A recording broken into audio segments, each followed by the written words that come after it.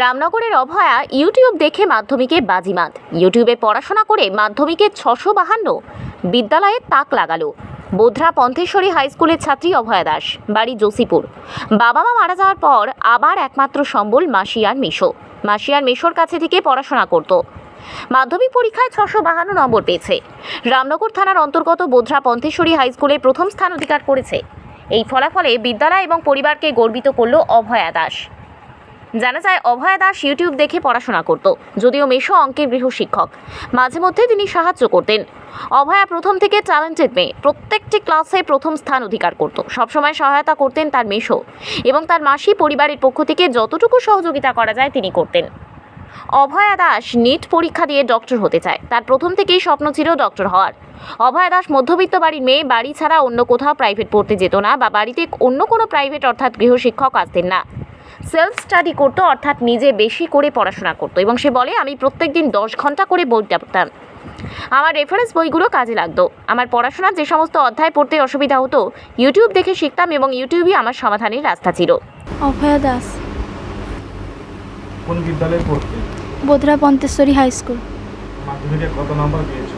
652। এই নম্বরে খুশি তুমি? আপনার কত চেয়েছিলে? আশা ছিল একটু বেশি ছিল, 680 মতো পাবো ভেবেছিলাম, কিন্তু 650 হয়েছে। আর খাতা রিভিউ করতে দিয়েছি। কোন কোন খাতা রিভিউ করতে দিয়েছো? বাংলা, জীবন বিজ্ঞান আর ইংলিশ। কতক্ষণ পড়তে তুমি সারাদিনে? 10 ঘন্টা মতো পড়তাম। 10 ঘন্টা। মাস্টার টিউশন আমি পড়িনি। টিউশন পড়তে না? আর কোন কোন বই পড়তে, যে রেফারেন্স বইগুলো যেগুলো মার্কেটে পাওয়া যায় সেগুলো কোন কোন বই পড়তে? আমি রায় মার্টিনের রেফারেন্স বই ইউজ করেছি আর ছায়া প্রকাশনী যে টেক্সট বুকগুলো হয়, সাঁতরা, এইসবই পড়েছি। তোমার এই সাফল্যের পিছনে সবচেয়ে বেশি হাত কার মনে করছো? বাবা মার তো সবচেয়ে বেশি আছে, তার সঙ্গে মামা দাদু দিদা সবারই আছে। আর আমার শিক্ষকরা, বিদ্যালয়ের প্রধান শিক্ষকের সবচেয়ে বেশি অবদান রয়েছে। তার সঙ্গে আর অন্যান্য শিক্ষকরাও যথেষ্টভাবে উৎসাহ দিয়েছে, সাহায্যও করেছে। যখন কোনো অসুবিধা হতো পড়তে গিয়ে, তখন স্যারদেরকে হেল্প চাইলে স্যাররা হেল্প করেছেন, যথেষ্টভাবে সাহায্য করেছেন। টিউশন পড়তে না, তারপরে খুব বড় সাফল্য, স্কুলে প্রথম হয়েছে। কিভাবে হলে যদি বলো? এখন তো টিউশন ছাড়া তো ভাবাই যায় না। আমি তো সেলফ স্টাডি ভালো পছন্দ করতাম।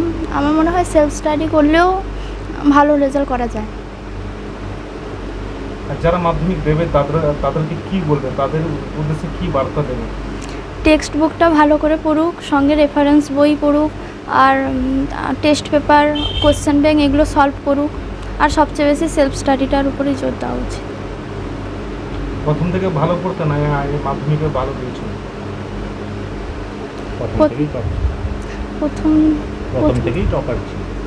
প্রথম থেকেই ছিলাম, মানে প্রথম থেকেই ক্লাসে প্রথম হতাম। এবারেও সেই একই হয়েছে। তো ছাত্রীরা এই মুহূর্তে মোবাইলের ঝোঁক কিন্তু বেড়ে গেছে প্রচুর। আর তুমি কি মোবাইল থেকে দূরে থাকতে না, কিছুটা হলেও মোবাইলের সাহায্য নিতে? মোবাইলের ইউটিউবে পড়ার ভিডিওগুলো দেখতাম, এইভাবে মোবাইলে অত বেশি ইন্টারেস্ট ছিল না। তোমার ভাবে তুমি নিট দেওয়ার ইচ্ছে আছে, নিট দিয়ে ডাক্তার হওয়ার ইচ্ছা আছে। নামটা একবার? অভয়া দাস। অভয়ার মেশো বলেন, লকডাউনের সময় বাইরে বেশি টিউশন থাকতো না, বেশি করে পড়াতাম। এখন বেশি কিছু দেখাই না, যে সমস্ত অঙ্ক করতে পারতো না তাকে একটু দেখিয়ে দিতাম। মামা শান্তনু দাস মাঝে মধ্যে এসে ইংরেজিটা একটু দেখিয়ে দিত। তার ভবিষ্যৎ উজ্জ্বল কামনা করেন এবং সমস্ত রকম সহযোগিতার হাত বাড়িয়ে দেবেন। ভাগ্নিকে উৎসাহ দেবেন যাতে জীবনে বড় কিছু করতে পারে। হ্যাঁ, বাচ্চাকাল থেকেই আমি তাকে দেখেছি। যখন ওই লকডাউন ছিল তখন আমি যথেষ্ট, আমারও টিউশন বন্ধ ছিল, তখন আমি ওকে আমার যতটা আমার নলেজ ছিল সবই উজাড় করে দিয়েছি। তারপরে ক্লাস 8 অবধি ওকে আমি ভালোভাবেই দেখেছি। তারপরে 9-10-এ অত তাকে পরিশ্রম মানে তার জন্য আর আমি বিশেষ কিছু করিনি। এই অঙ্ক মাঝে মাঝে একটু যেটা পারতো না একটু দেখে দিতাম। আর তার মামা শান্তনু সে মাঝে মাঝে সে গ্রামারগুলো দেখে যেত, এইভাবেই সেই পড়তো। আর টিউশন তো একদমই বাইরে। আমি বললাম যে ফিজিক্সের টিউশন নিবি, তার মামা একজন টিউশন মাস্টারকে নিয়ে এসেছিলো, কিন্তু সে বললো না আমি পড়বো না, টিউশন পড়বো না, আমি নিজেই পড়বো। মেয়ে ডাক্তার হতে চায়, কতটুকু সাপোর্ট করবেন আপনি? হ্যাঁ, আমি আমার 100% দিয়ে দিব, 100% কি তার আরও বেশি দিব। কিন্তু কথা হচ্ছে ও পড়ুক, ওর ভবিষ্যৎ উজ্জ্বল হোক, এটাই আমি চাই। আমি খুব খুশি হয়েছি এই পরীক্ষা রেজাল্টে। তবে আরও 20-25 নম্বর সে বেশি পেত, সেটা পাইনি। তার জন্য রিভিউ করা হবে কয়েকটা সাবজেক্টে। এই পর্যন্ত। মিষ্টি খাইয়েছেন মেয়েকে? হ্যাঁ, মিষ্টি তো খাইয়েছি। কি বললাম মিষ্টি খাইয়ে? হ্যাঁ, মিষ্টি খাই আর বললাম তুই ভবিষ্যৎ তোর উজ্জ্বল হোক। এবারে এইচএসটাকে দেখ, এই যেটা হয়ে গেছে সেটাকে বাদ দাও, সে ভুলে যাও। এইচএসটাকে তোমার টার্গেট, এইটা থেকেই তোমার ক্যারিয়ার তৈরি হবে। এইভাবে একটু উৎসাহিত করলাম। আর না, আমি টিউশনই করি। তবে সরকার আছে, লোন টোনের ব্যবস্থা আছে, এইসব করে যেভাবে হোক। আর মামারা আছে, এইভাবে ওই নিটের জন্যই সে বসবে। অবশ্যই সরকারিভাবে লাগাতে চাইবে। সাপোর্ট করবেন আপনি? হ্যাঁ, অবশ্যই। নামটা আপনার? গৌতম পাত্র। অভয়ার মাসি বলেন, আমি খুশি, আরও একটু বেশি নাম্বার পেলে আরও বেশি খুশি হতাম। যখন রাত জেগে পড়তো আমি তখন বসে থাকতাম। অভয়া ডাক্তার হতে চায়। খুশি আপনি? হ্যাঁ, কতটা খুশি? অনেকটা না, আরও যদি বেশি নাম্বার পেতে আরও খুশি হতাম আর কি। এতেও খুশি হয়েছি আমি। যতটুকু পারবো ততটুকু সাপোর্ট করবো তাকে। রাত জেগে পড়তে বসে থাকতাম, যতক্ষণ না তার পড়া শেষ হতো ততক্ষণ জেগে থাকতাম। মেয়ে বললো ডাক্তার হবে, বলছে নিট দেবে। আর কিছু করে না, কিছু করতে ভালোবাসে না। খেলাধুলা, গান না শোনা? না না। নামটা আপনার? আমার নাম মিনতি পাত্র। ভাগ্নি খুব একদমই আদরের একদমই। আর ও তো মিষ্টি তো খাওয়ানো হয়েছে, তবে একটু মন টন খারাপ হয়ে গেল। মানে আর একটু নাম্বারটা বাড়তো, ও যেটা যে প্রকৃতির যে মেধা অনুযায়ী আর কি, বা যেভাবে পরীক্ষাটা দিয়েছিল তাতে আমরা একটু আশা করেছিলাম 680-র উপর আশা করেছিলাম। তো যাই হোক, যে কোনো রেজাল্টই ভালো, ওটা মেনে নিতে হবে। আর আগামী দিনে আরও যাতে ভালো পড়াশোনা করে এগিয়ে যায়, ওর প্রতি সাপোর্ট থাকবে আর কি। কতটা খুশি এই রেজাল্ট? হ্যাঁ, খুব মজা, খুশি, মোটামুটি খুশি তো অবশ্যই। আমি ডাক্তার হতে চাই, আর কতটুকু সাপোর্ট? হ্যাঁ, আমাদের তো ফুল সাপোর্ট থাকবে। আমি তো সত্যি মানে খুশি তার এই স্বপ্ন যে এটা দেখছে, এটা ছোট থেকেই এই স্বপ্ন সে দেখছে আর কি।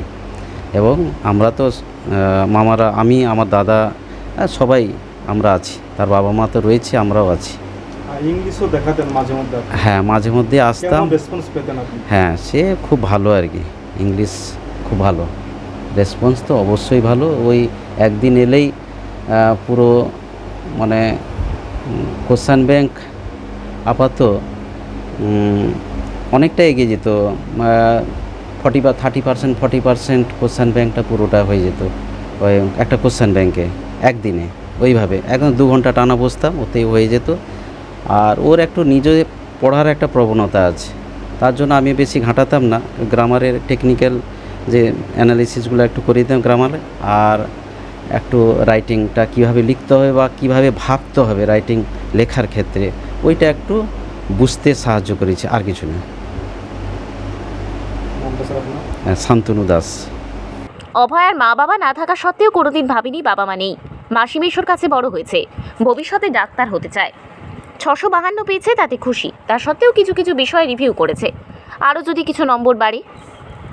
রামনগর থেকে শেখ আতাউর রহমানের রিপোর্ট, ডিএন আপডেট।